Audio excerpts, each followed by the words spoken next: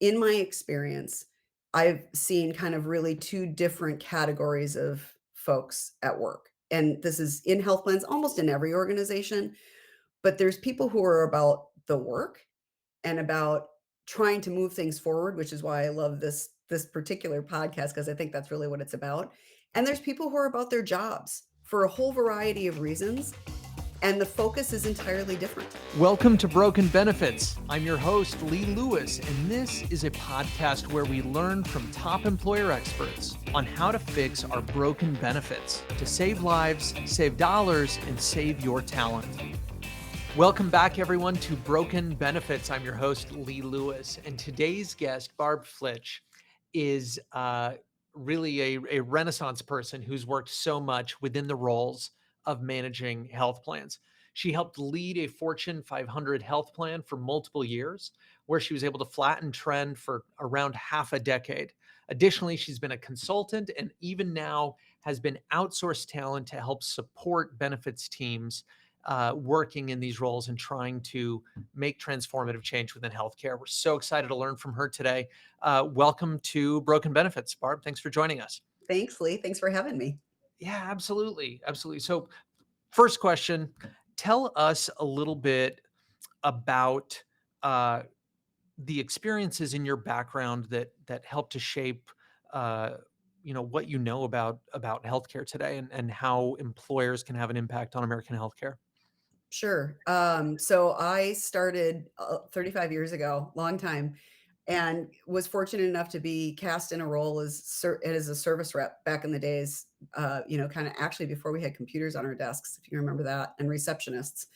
Um, and so I learned from the ground up, and I think I learned a lot about how the sausage gets made, which then I just continued to carry forward into all of the different roles that I had. And I think it taught me a deep appreciation for paying attention to the detail while also understanding what is the goal, right? How do you connect those two dots that sometimes seem very far apart? So I was a service rep with Aetna for many years, and then went from there into a variety of roles in different health plans. I was part of Definity Health from kind of zero to sale. So part of a big successful startup, been part of lots of not so successful startups.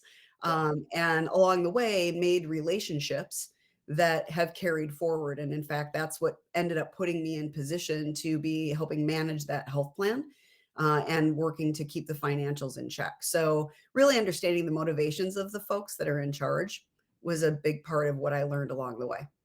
Oh, that's interesting. So there's a few different threads there. One of them is sort of managing internally, and this uh, this comes up a lot that large employers have a hard time deploying change, but you've been pretty successful at it. Maybe you could share a little bit about how you help organizations to be more agile, even though they have so many constituent shareholders, processes, et cetera. With the energy company, there were leaders that were very focused on numbers, but not so focused on experience. And Mm. so we needed to connect those dots together. And then going from the top down to the bottom to understand what was happening on the ground level. Why were people not following through? Why were people, they would set stuff up and then just kind of leave it to the dust, right? And into the mist. Um, and so what we do is, and what I've done is really focus on what are the motivations and what needs to get done, just focusing on what needs to get done and how do you get it done inside the culture, right? It's great to walk in with a set of best practices that say, oh, we're going to do it this way. But if that doesn't work in the culture, you're not going to get anywhere. So we pay close attention to that as well and Yeah. understanding what's happening in the organization so that you don't sound tone deaf when you start bringing ideas. Oh, that's interesting. So connecting new ideas to the culture that's already there makes a lot of sense. What do you think are some of the things that health plans are missing that they should totally be doing, but many of them are missing the mark? That's a great question. Wow. I think internal organization, so I'm going to back up and say, in my experience, I've seen kind of really two different categories of folks at work. and this is in health plans, almost in every organization, but there's people who are about the work and about trying to move things forward, which is why I love this particular podcast because I think that's really what it's about. And there's people who are about their jobs for a whole variety of reasons, and the focus is entirely different. So, again, I think it depends on where they sit in the organization, right? When you talk about what a big action is. And I like to try and understand, are these people about the work or are they about their job, right? Because that changes the motivation and how you kind of get them to do what should they be doing. The first thing is that they should be listening to their customers. And that's one of the things that's so shocking, but that's where that separation shows up. Because when people are about the job, they often don't listen to the customers because that's not what's guiding them. What's guiding them and then I Mm, have had roles where I stepped in and the first thing I was told is that I would spend 40% of my time managing my career and mm, 60% as an executive managing the work, and that mm, stunned me. So, mm. I think that's the first thing is pay attention to the work. Pay attention to the customer. Oh, that I can't help but think that would be exhausting to be spending 40% of time managing your career.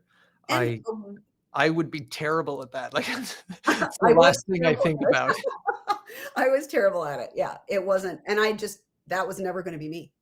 Oh my goodness. I appreciate that a ton. So there's that old saying that you either change people or you change people, right?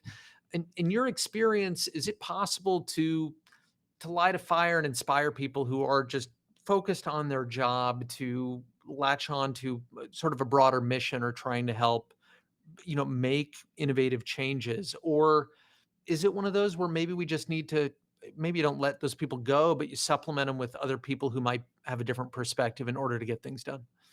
Yeah, I think that's a process, right? I think that and I think I have had the good fortune to work with people who come to the table ready to say, "We can inspire this person.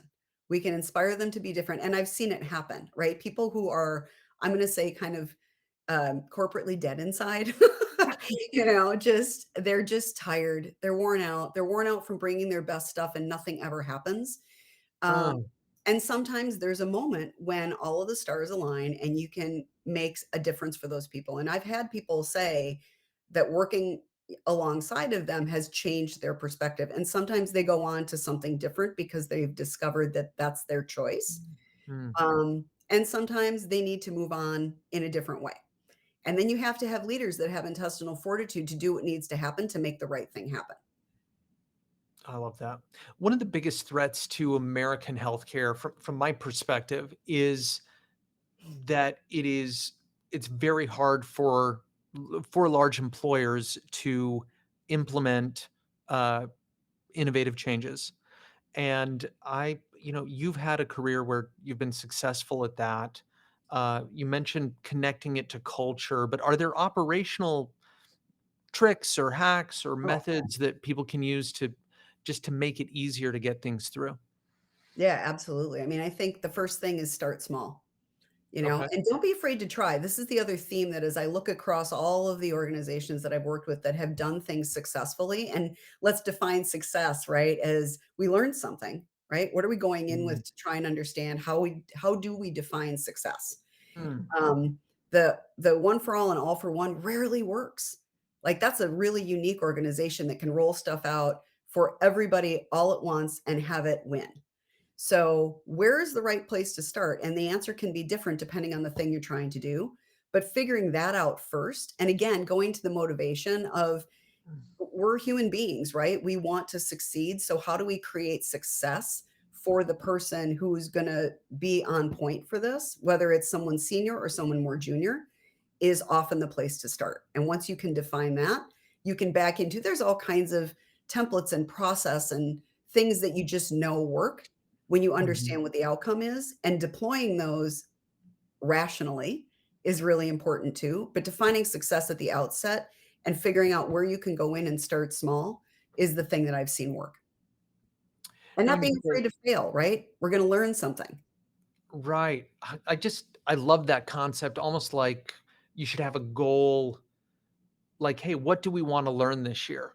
So, this totally keys into something I'm working on with a few of my most innovative employers. They're looking at lots of new things in the marketplace, such as narrower networks or advanced primary care that anchors, where the whole plan design anchors around that, or an all copay plan design or an all cash based plan design.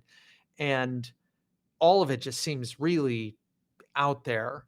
And so we end up not doing any of it. But I wonder if we reframed the goal of, hey, we want to learn about one new innovative thing this year. RFPs don't predict the future. You got to test it. Let's test it with 100 people and Yes. have it be a course. We're going to take a course on this innovative concept. We do that by making a great incentive for 100 people who have a very high risk tolerance to give it a try, and Mhm. then we come out on the other side. Anyway, I'm you're just giving me a ton to think about there that I really love. Yeah, I love that. As we think about kind of, there's the old adage, what gets measured gets managed. And I think employers today swim in like an ocean of irrelevant information. We're sort of, we're dying of thirst while swimming in the ocean of sorts with innovation, or not with innovation, but with insights. What are some of the key KPIs that you need to track in order to guide a health plan to great outcomes? Yeah, that's a great point, and it's interesting that you say we're swimming in insights because I think we're swimming in data as opposed to insights, right? There's so Please. many metrics, and how do you think about what are the right metrics? And I use a framework, I've used it forever, that lays data alongside time, right? So some of this is about setting expectations internally, and and again, when you're thinking about starting small, you're not gonna get 100%, right? Can we move the needle 5%? And what's the potential impact of that? So, thinking rationally about what your goals are, and then understanding it in terms of what we think of as process, which is the how many's, right? And this is where a lot of places get stuck because they start there, and that's as far as they go. We had engagement, right? We had 37% sign up or whatever that is. So that's the how many's. The next layer, and you can get that pretty quick, right? You can get that within 30, 60, 90 days of doing something. The Mhm. next layer is attitude. What did people think of it? This is a little more challenging because in a lot of organizations, they don't want to do more surveys. Asking the question the right way really matters. Sitting and putting a question out to an employee population saying, "Well, what kind of benefits do you want?" You're likely to get everything that's not possible, and then Yeah. the message back is, "We didn't pay attention," right? So how you ask that question really matters. And then the next level is impact, which is what's happening to rates and, so PEPMs, yeah, think of average lengths of stay, right? Inpatient stays per thousand, like the rate stuff that you can start to understand a little bit more after maybe 9 to 12 months. And then what's the long-term play here? Are we really looking for trend reduction? Are we really looking for how does this impact our potential attraction to employees? Like there's all kinds of different layers, but you have to have a strong sense of priority about what matters. What are you trying to accomplish? And then work backwards from that. Okay. Oh, there's a lot to unpack here. So, first one is, you've mentioned, we want to know what our people think about our benefits. How do we do that? How do we ask that question? Is it surveys? A lot of employers aren't allowed, the benefits team's not allowed to survey on things. Right. So how do we pull that information out to get that feedback? Because you're right, if I don't know if people even like my benefits, I how am I supposed to decide what to offer next if I have no idea what people think about anything that I'm already doing? Yeah. Data, well, here's where data is really important, right? You can't make these decisions without data. Otherwise, you're just guessing. And maybe in some organizations that's okay, but for the most part, it's not. So, if you don't have the data, first thing is to understand whether you have the data, and if you don't have the data, how do you get it? Yeah, So, this is where being around for a million years is helpful because I can remember days when we were doing this on paper, right? right? And now you can partner. We've been very successful partnering with solutions and plans to use the technology that's available to us. The quick hit kind of thing in the moment is what you really want to go to. So that's why I say I would tell you that I think asking people, "What do you think of our benefits?" is a terrible idea you're not gonna get useful information out of that, right? If you're Right. saying, "Do you have a need that's not being met? What is it?" That's a very different question, right? Do you have Totally. and again, if you're particularly concerned about your attraction for a certain demographic, and Right. what the data is telling you, external data is telling you, they care about these 3 things. You can work with your partners. We very successfully worked with a health plan, with a couple of point solutions, having them interject just a simple kind of happy, sad, neutral face at the end of an experience to say, "What'd you think?" Right? And that started to give us the data to use that we could think about attitude. The other thing is, where do they go? What do they do? And so just literally pulling in the drift of digital data that shows up with interactions, the systems that we have now are capable of doing a lot, but we have to think early on when we're setting it up about, are we gathering the data that we need to do the analysis at the end? So those are 2 things that I think about. First of all, look at your internal systems. The systems that are the HRIS stuff that's out there today can do a lot of things. Unfortunately, what happens is it's siloed over in IT. IT runs the setup of it.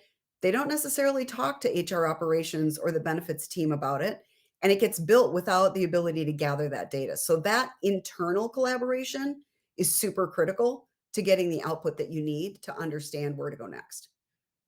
Interesting. So you've just mentioned here, okay, if I'm a benefits manager, I'm not allowed to survey my people. I'm not allowed to send mailers. Like there's restrictions around what I'm able to do as a global kind of, blast. Like say I Mhm. have 100,000 employees. What I'm hearing here is that it might be possible to add little feedback questions on the end of interactions that go through enrollment systems or HRIS. There might be ways to work with my carrier to include questions after interactions with patients or after a patient or one of our health members has used a service. Am I thinking about this right? These are Absolutely. tools or Yeah. tactics that could be used. Yeah, and I think the core kind of universal tactic that is very successful or has been successful for me is, I live in the world of the great success of Definity Health was that we found some brilliant people found the path forward that says, "Well, it doesn't say we can't," right? So the first question is, "What can you do?" And it's amazing how often they come back with a, "Well, we could do this." It's like, "We just don't do it today because nobody's ever asked."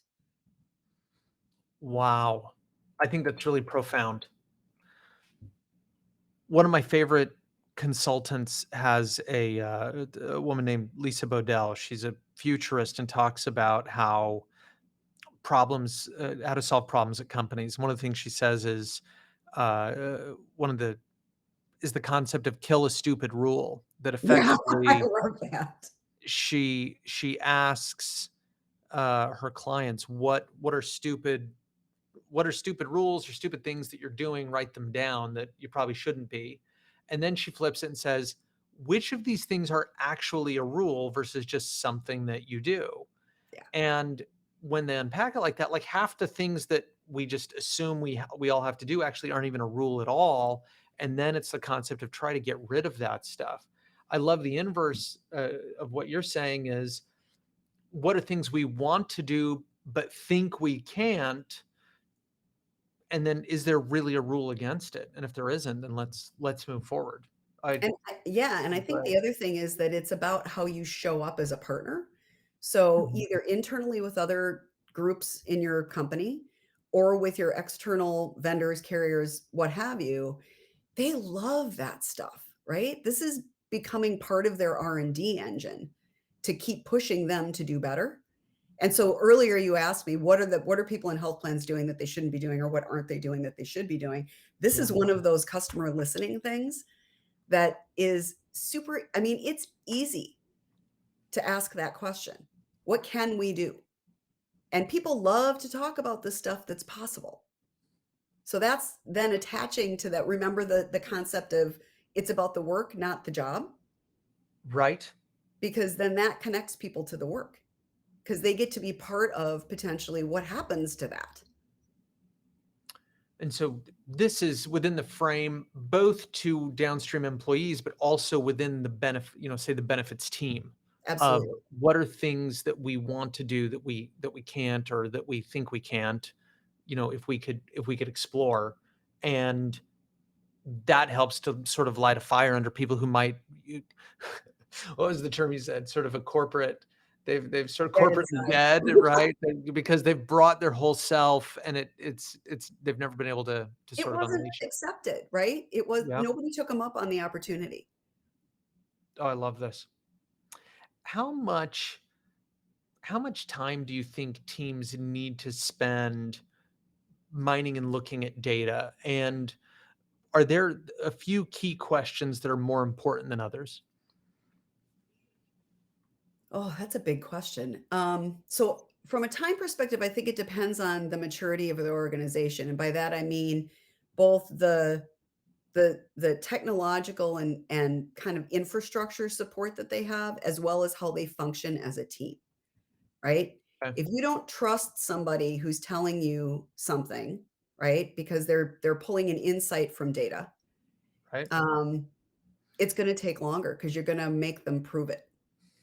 Right? If you've right. proven to me that you're bringing all the things, I'm just gonna Mhm. take what you're giving me and run with it, right? So that's a time reducer, and you have to build that trust, the 5 dysfunctions of a team, right? The first basis is trust. Right. Yep. So once you get past that, you can move much faster.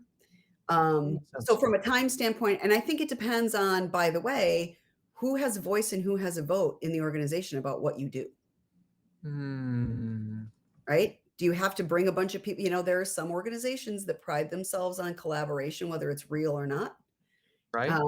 And so there are steps culturally that you have to take to bring people along, but being prepared for that is a big part of how fast you can move, right? And Love again, that. it goes back to we're human beings. What's going to make that person feel good about taking point or taking ownership or even putting a halo on something that you're doing from a benefits leader, total rewards leader, CHRO, CEO, CFO, whoever those people are, like what's their motivation? How will you get them comfortable? And then focus on that and make sure that you're checking those boxes along the way and keep them informed, right? Don't like run away and hide until the end. A lot of times when people are trying to do something new and innovative, uh, especially if it's controlling cost, it puts them in misalignment with some of the larger vendors they work with, like an insurance carrier or a PBM. And it becomes, the better you get, it's almost like the more you face resistance. Mhm. How have you found a way to get past that in your career?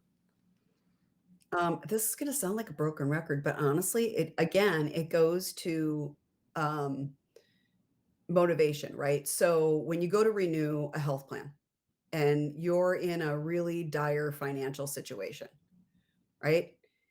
What are the levers that you can pull with your partner? And again, it depends on where the partnership sits, right? If the partnership is in bad shape, it's going to be really tough to make that happen.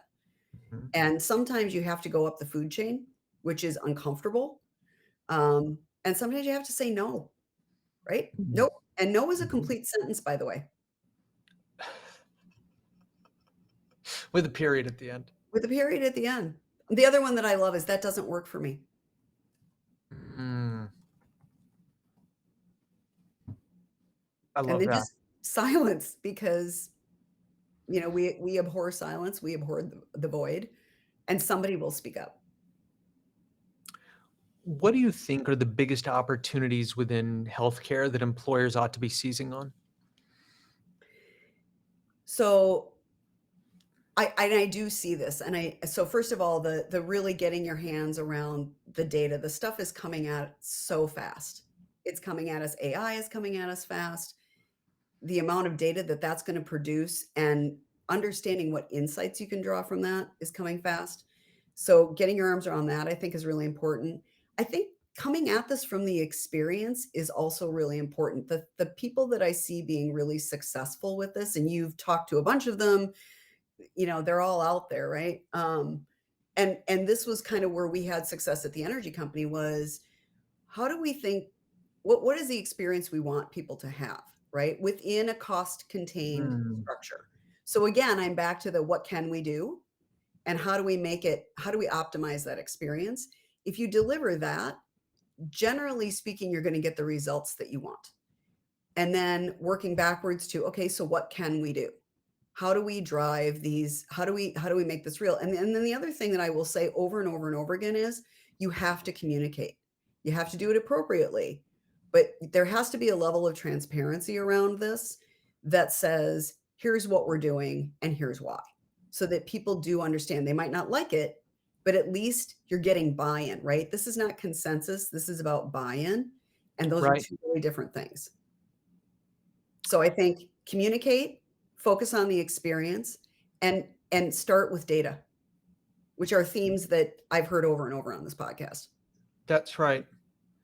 And So, then follow up with the data, right? You have to close the loop so that you know where to go next, which is this is probably the biggest thing that I see teams fall down on. They do hmm, stuff, they get it in, they launch it well, they do it right, and then they just leave it alone. They never come back to it because they're on to the next thing. oh god, that's like normal Homo sapien activity. What is w- in coming back to something? What do we need to do when we come back to something post launch? Well, you gotta have a plan, first of all, right? Your plan should always include the when are we coming back? What are we looking at? That's that assessment framework, right? And Right. then also bring in where are we today as an organization? Are we still in the same place around this thing or are we someplace completely different? I've been part of, when I was in that role, we had senior leadership change that, we went from an environment where we could not use the word stress. We could not say mental health, right? It was all very kind of uncomfortable to say those things to a leadership team that now the CEO ends his messages with links to the EAP, right? Oh, Messages, wow. take care of yourself. That's I a mean, yeah. cool what So a very cool different concept. place 5 years on than they were when they started the process. And so what that's done is opened the door for them to bring forward a lot of the great thinking and a lot of the great strategy and all of the great things that were developed with great intention to do all the right things and to save money, but it's in an environment where now it's accepted. Wow. If I have an employer who says, "Hey, Barb, I would love to have a good communication strategy, but two most common things. One is nobody cares about kind of healthcare benefits, other types of benefits, unless they're sick right in that moment, and so nobody Right. cares. Yep. And then they'll also say, "Oh, but I don't have money, and I don't know, you know, I don't know I don't have a big budget or staff or whatever in order to get it done." How could you maybe walk through how you'd address both of those? Sure. So and I have t I'm not a communications expert, right? I'm not Okay. a trained communicator, so I always acknowledge that because 'cause I've learned that there's a big difference. Sure, So the sure. first thing is, I've seen great success, and you're right, people don't care about these things until they need them, right? That's just human nature. It's I've got a job. I don't need that to be my job, but when I need it, I need it. So the first thing is think about when are those moments happening and how do you capitalize on those moments? How do you put that information in front of people and make it easy for them to find? Finding stuff is the hardest thing. So Yeah. that's one thing. And that doesn't really cost you anything, by the way. You usually do have people that are managing the internal portal. You can work with your carrier on their messaging and how are they speaking and when are they speaking. That's a bigger lift, honestly, because customer service has just changed in that dynamic over the years. Right. Um, and the other thing is pay attention to how you talk about things, right? It doesn't cost you anything to change how you talk about things. Make the Mm. language more welcoming, make it more empathic in terms of understanding that stuff. And frankly, Chat GPT, guys, there's great stuff happening with that. There's if there's a good tool, let's use it. Let's use it to good effect, right? Now you have to monitor and you have to train people to do that. But if you're positioning your organization for the future, that really should be part of your plan because it's coming. And to deny it is going to be to your detriment. And then I think it's having this plan to say, where are all the opportunities? And then how are we reminding people? Because most companies offer a ton of free stuff that no one Mhm. knows about because it's buried in Right. right? It's all over the place. So, like, one of the things that we did that was very successful in an annual enrollment campaign that actually the employer ended up winning an award of excellence for was we did a free stuff page with the annual enrollment that reminded people, "You got all of these things, and by the way, here's how you find it." So, it wasn't necessarily that they were facing some big health crisis or somebody in their family had a big need. This was all of the other things that they do and they run and they manage that never see the light of day to Mm, remind people there's a whole lot more out here for you than just these 3 things we're asking you to choose. I love that so much. I love it so much. Um, how can we align the incentives of benefits teams with the organization? And the assumption behind that is I hear feedback a lot that, oh, as an employer, I realize I can have an impact on, I can help have a positive impact on the world, trying to, rein in my cost and get better savings, manage my plan, and be innovative.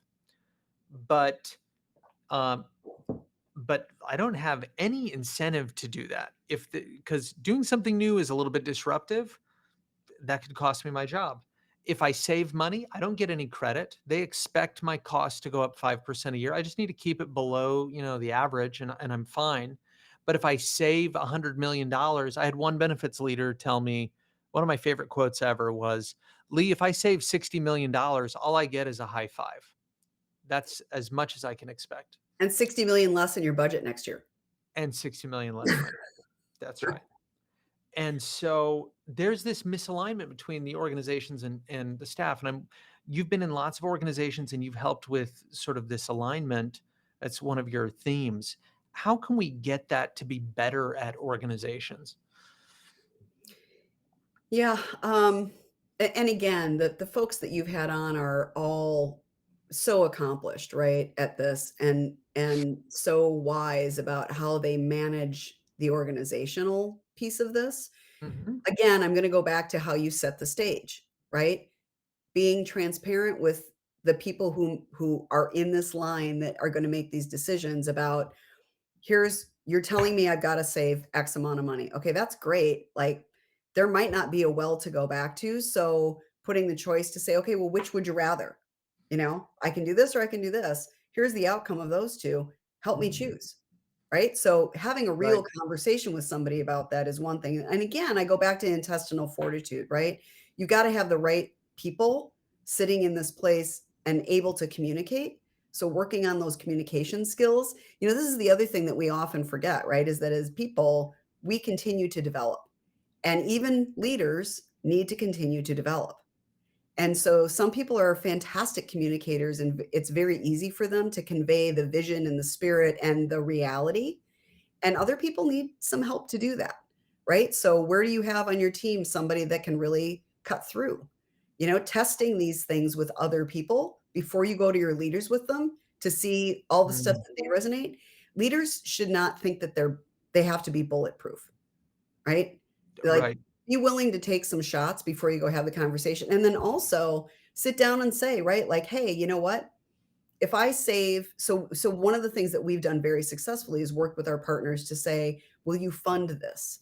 Right? "We wanna try that program, but I don't have the money Mm. to do it. Will you fund it? Well, Is who's there the a way partner? we" Real quick. Who's the Carriers. partner in this context? Carriers for the most part. But Okay. also, when it comes to the communication stuff, a lot of times there are marketing dollars available from point solutions. There's budget that they've allocated to these things that they don't honestly know what they're doing with, and so if you can help them to better Right. effect, they're very happy to do that with you, right? So some of this is about Um, finding money, and then the other thing is about saying, "Okay, well, if I save $60,000,000, what are you gonna let me do next year? Because 'Cause I'm gonna need some of that back." Right? That's a great point. So, And that kind of setting set the oh, sorry. expectation. It doesn't always work, but again, I'm back to you gotta Yeah, try. absolutely. Absolutely. And having that clear communication and if I think part of it is if this kind of opportunity is available and that it might be hard to reach, you can go back to your leadership and say, hey, I think this is there. I think there's a good shot at it. It will be a ton of work. I will need X resources. Do you want me to go and get it? Is this something that we can get behind? But having, I think you have to have that confidence in yourself before you can go and have the conversation internally, because the last thing you want to do is sign up for something that you're ultimately not able to deliver. Oh, yeah, there's no worse feeling in the world than being like, "Oh my god, I just bit off way Totally more the than worst. I can chew." Yes. It is.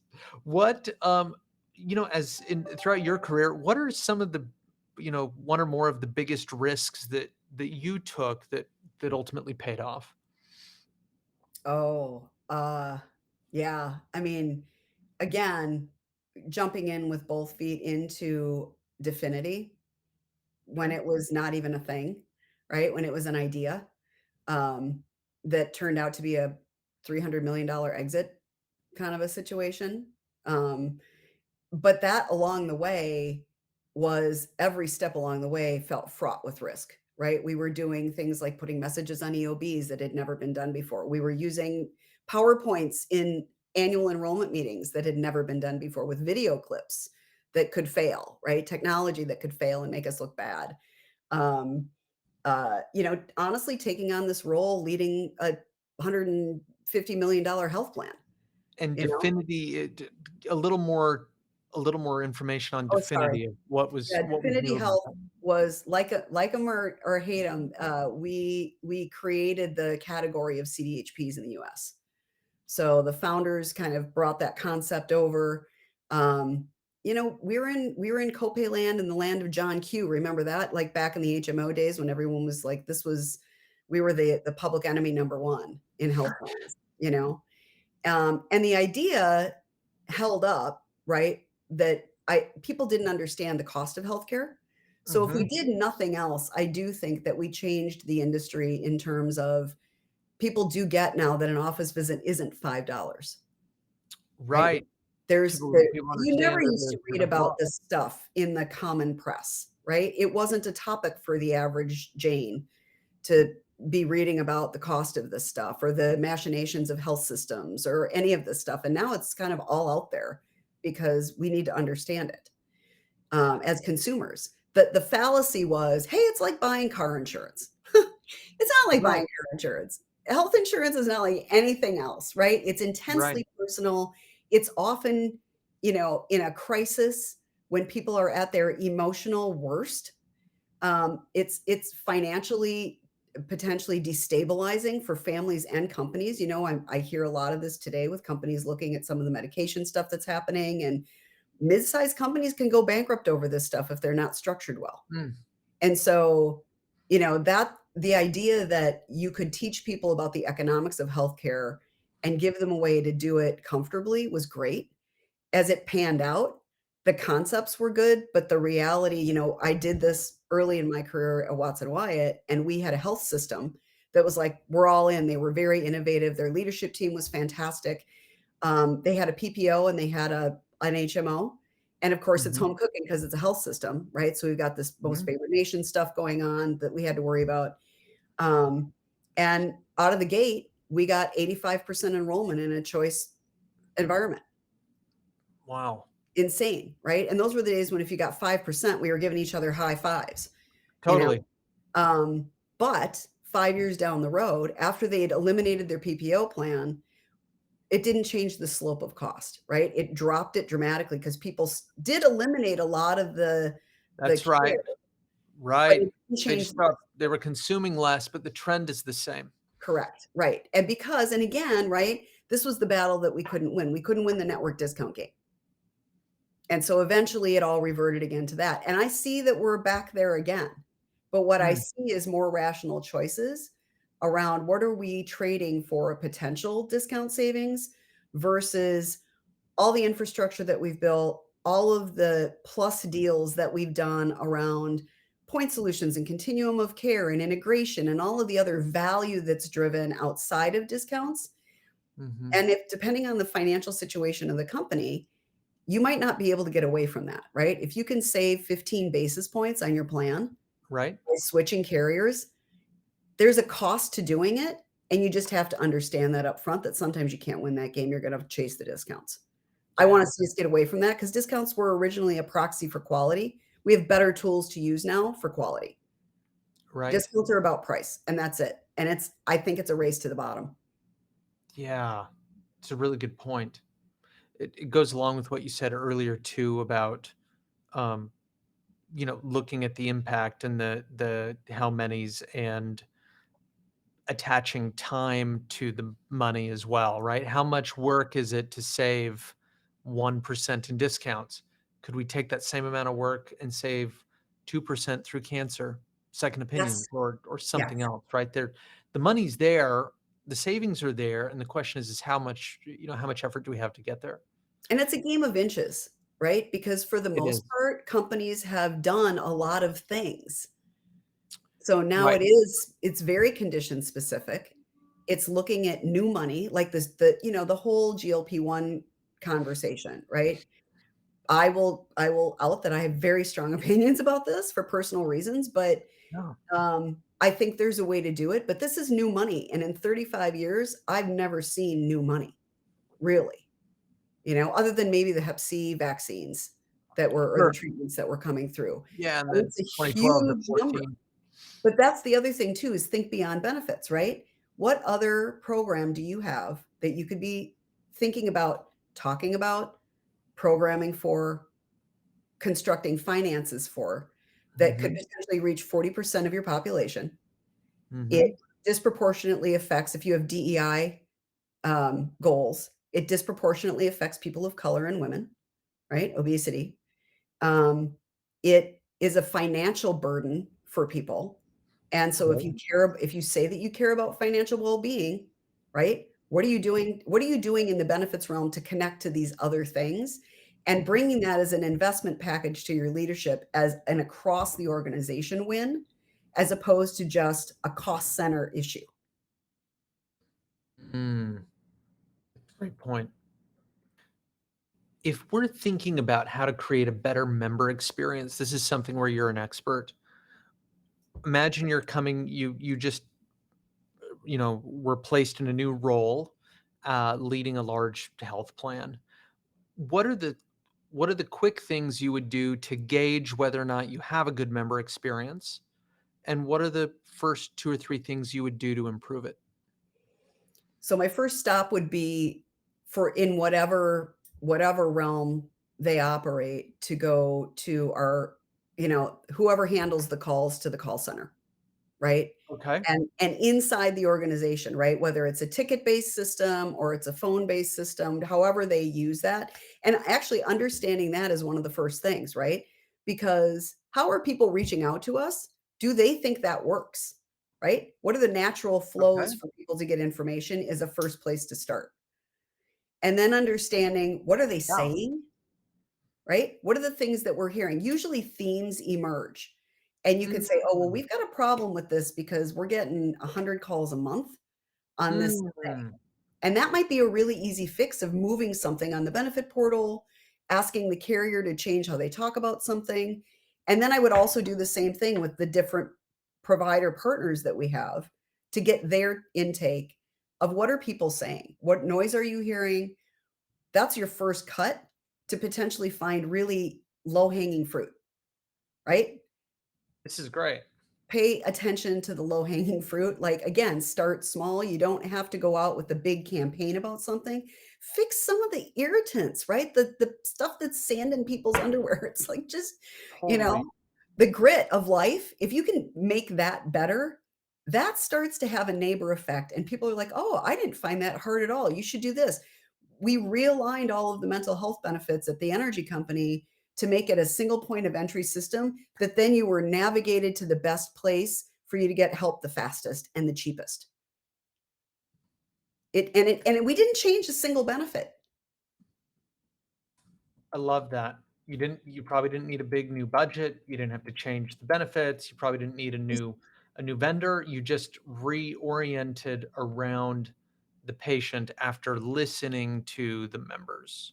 Yep, and actually that's a great example because we did in fact in the process of what we ended up doing, we saved $1,000,000 by eliminating an incentive program that very few people were using and nobody was really benefiting from, took that money and instead of giving it back to the budget, reinvested it in new solutions that could augment what we were doing in the space, in the continuum of care. Wow. I So love those are that. the first things that I would do is honestly, I would hone in on that stuff and then go into the organization and be like, "Okay, well, tell me frankly what sucks. Like Yeah. what are your frustrations?" And And using the resource we already have. We may not be able to do like a formal survey out to the whole population, but we're talking to our people every day when they call in with different things.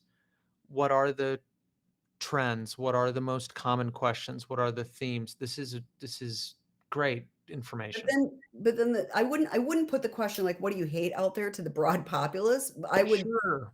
it's the operational side of things that says, "What's difficult?" And by the way, go in transparently saying, "Not sure we can fix any of this, but we wanna try and understand where we should be focusing our resources to make your life better so that you can make other people's lives better," right? Like, that's back to the old customer service thing of putting a mirror up there, and when you smile, people hear it, Right.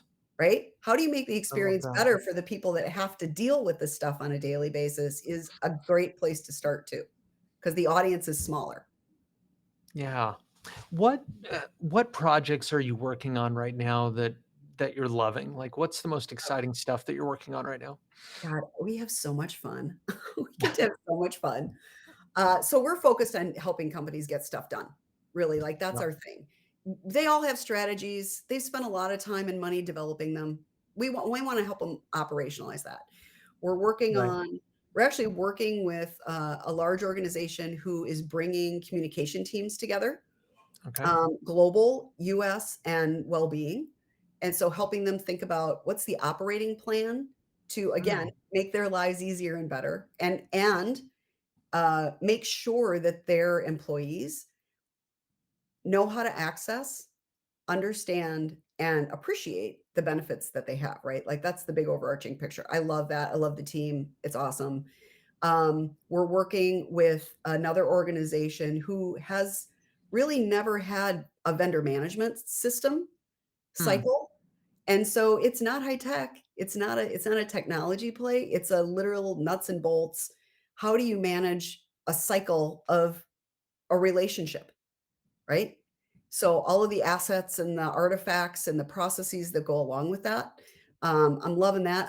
We're beginning to engage now with a bunch of different portfolio companies of a couple investment firms that are we're trying to teach them to come to the table better, right? How do you come better prepared?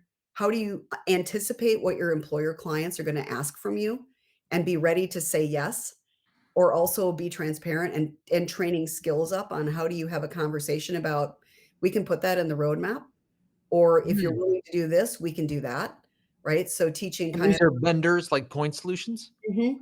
Okay. Yep, yep. Fascinating. So we work in kind of all sectors of the market, and that's our Okay. secret sauce, is that because we Mm. deeply understand the inside of all of these places, we're connected to the motivations in a way that's different than you typically find in the market. Oh, that's wild. What a great insight. This has been absolutely wonderful and really so enriching. If anyone listening today wanted to connect with you and get to know more about any of these concepts or to learn more about what you're doing now, what would be the best way to connect with you? Yeah, find me on LinkedIn and message me. I'm out there often and it's under Barbara Flitch, or you can go to our AMP page and find me there too on LinkedIn. It's AMP LLC. There's a lot of AMP companies out there, but we're AMP LLC. Okay, and that is like ampllc dot com dot. There is no website. Oh, got it. No website. Got it. Got Yeah, it. No, no it's website. right there on LinkedIn is perfect. Yeah. Um, Wonderful. Well, thank you so much for coming and sharing today. Just terrific advice that I know that our audience is gonna be able to use. Um, Really appreciate it. And for any of you who were listening today, thank you so much for tuning into the podcast here on Broken Benefits. If this was helpful to you, please feel free to connect it with others. Share it, through a link, through YouTube or whatever else is easiest. And we'll talk to you next time. Thanks. Thanks for joining us on Broken Benefits. If you enjoyed today's episode, please subscribe to our YouTube channel or on your favorite podcasting platform. Also, please share today's show with a friend or colleague. It's free to do, and it helps us spread the message to as many people as possible. Until next time.